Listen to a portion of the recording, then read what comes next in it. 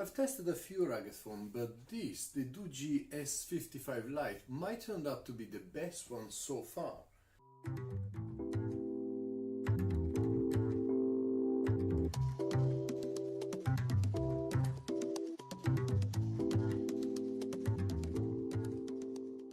So let's begin by getting some information out of the way. The phone is totally rugged, IP68 rated, so there should be no problem at all with regards to water and dust resistance.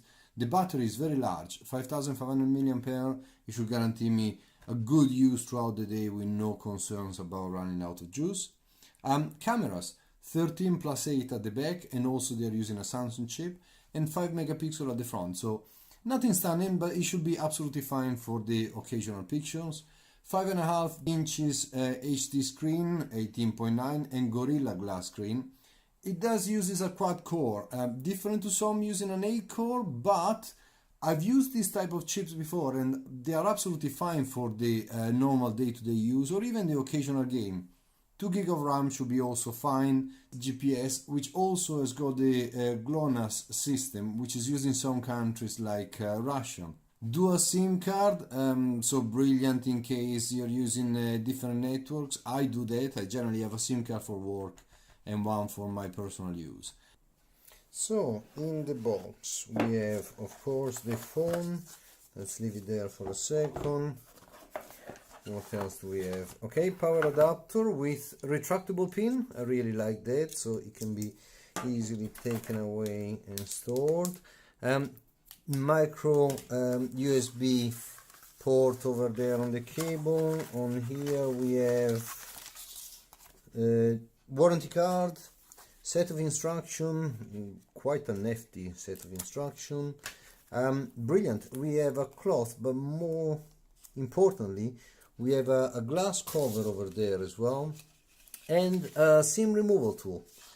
So let's get to the phone.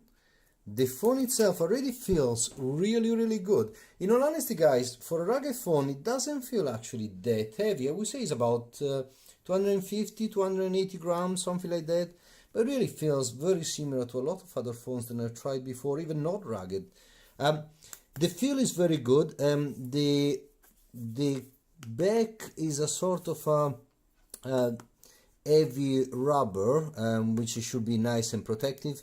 Metal on the side and on the camera cover feels brilliant already. The screen seems to be good. We'll turn it on in a second. Cameras there. With regards of going around, there we go. We have the SIM over there.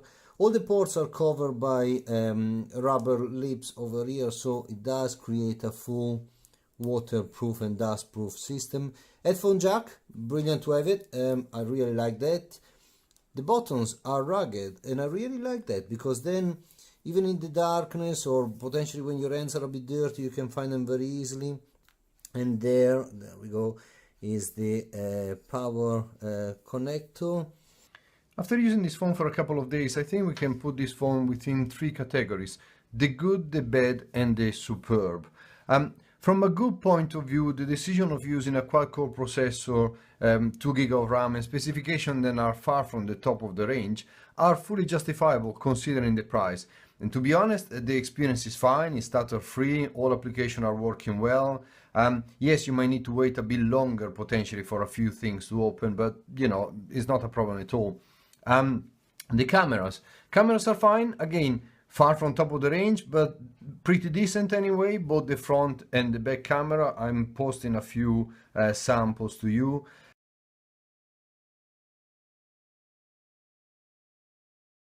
Okay, so this is the quality of the video from the selfie camera. And this is a sample video that is taken directly from the back camera of the phone. Some people are concerned about the size of this phone. However, just to give you a bit of a comparison, this is my own device, a Pocophone. And as you can see, strictly speaking, once the Pocophone is inside a case, the dimensions are pretty much the same. But let's not forget that the Doogee is a rugged phone. And strictly speaking, one, it doesn't need any cover whatsoever. And two, is definitely stronger than my Pocophone will be. Speaker is a single speaker, just up here. It's just okay, again, not brilliant. I'm going to play some music in a second so we can see a bit of an example. As you can see, the music is loud enough, a bit teeny potentially, but considering the price of the phone is not bad at all. So yeah, not an issue at all. On the bad point of view though, there is total lack of any notification, so there is no LED or anything telling me when there is a message received or an email or anything else. That's a bit of a downfall. But the most frustrating thing that I feel is the navigation buttons.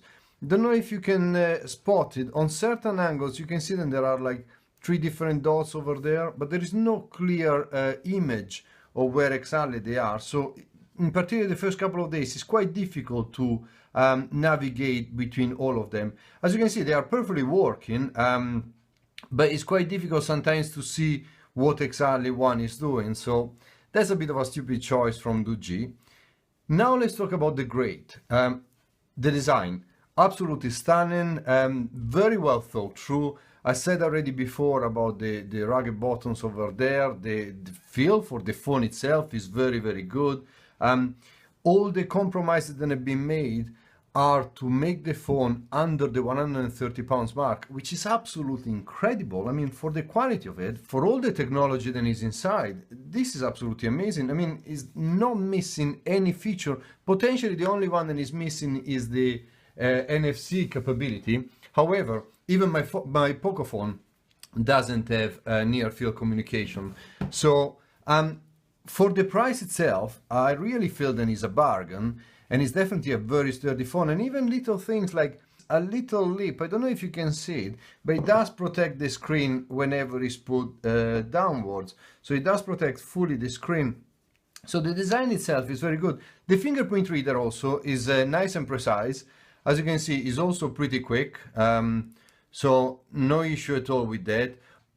Doogee has also done a decent job with regards of following the rugged feel by giving the icons a sort of a metallic look. And with regards of bloatware, there isn't too much on it, but they've put some very handy apps on it, which are quite useful, for example, for hanging up pictures, giving you gradients and measurements of certain items, the compass.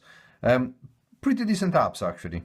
Another thing that is absolutely amazing is then, as much as the processor might not be the fastest, so it takes a bit longer to load certain type of games, for example, with regards to the graphic chip, it's pretty good. And so far he has played every single game that I wanted to play with no problem whatsoever. So guys, as you can see, from a graphic point of view, the phone seems to be handling games pretty well.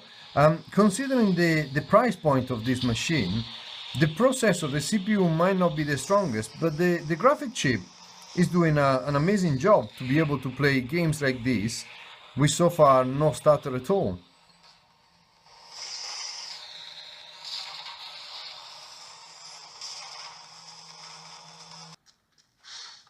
So here we have another graphically very demanding game, but as you can see the phone is responsive, is doing a brilliant job with regards of allowing me to play totally stutter free. And while we are at it, one thing I really like is the ergonomic of the phone. The speaker is the one on the top, so even if I'm grabbing the phone with both hands, I generally don't end up covering the speaker.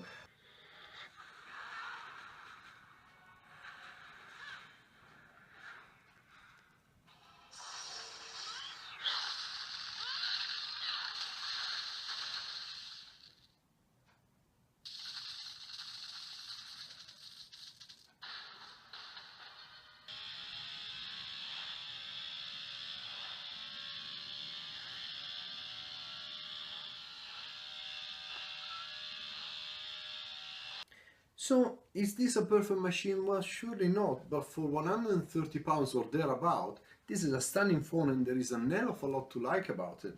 The processor, the camera, the fingerprint, the speaker are sort of middle of the range. But for the price, they work absolutely fine. I have no issue whatsoever with it. Everything worked brilliantly. And in particular, the graphic part of it works much better than I expected. The rugged feel of it, the structure, the solidity of it is stunning. The dual SIM card, brilliant feature. The headphone jack is brilliant to have it.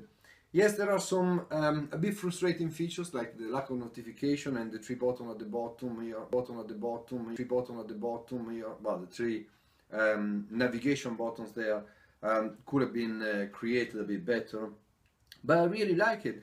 On the processor point of view also, it works fine. It might not be the most power efficient, but then they put a 5500 mAh battery, so that balances out very well. And the phone lasts me on general use about a day and a half, day and a half, so no complaint whatsoever with that. So I can definitely recommend it. For £130, this is a brilliant phone. And yes, I hope you found this review useful. Feel free to ask me questions if you want. If you like the review, thumbs up and subscribe. That will really help me. Thank you guys, and see you next time. Between the good, the bad, and the just spit on the phone. Even little thing like there is a little... That's it. For less than £130, this phone is up...